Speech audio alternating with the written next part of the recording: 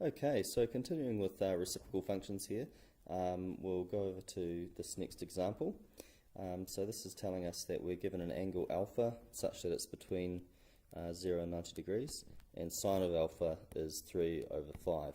So let's draw a triangle that describes this situation. So we'll make it a right angle triangle, and if this angle is alpha, then the opposite would have to be 3 and the hypotenuse would be 5.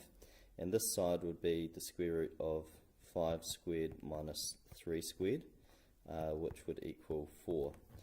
Okay, so we've got to write down the values of all of these things, and so we'll just zoom out a little bit for that. So our first one is cos alpha, so that's adjacent over hypotenuse, so that would be 4 over 5. The next one that we're asked to do is tan alpha.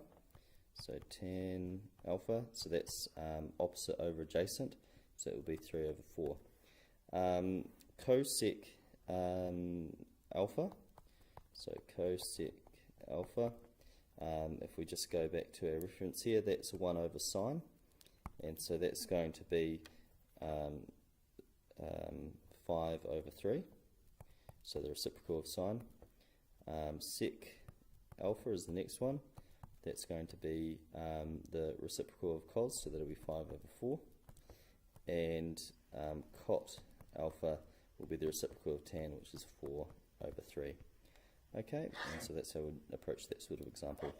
Okay, we'll go to the next example. So given an angle of alpha such that it's between 0 and 90, and tan equals 1.8, work out cosec. So let's go back to our right angle triangle again, and we've got alpha, and so if we've got tan as 1.8, that means that opposite over adjacent, so O over A, would be in the ratio of 1.8.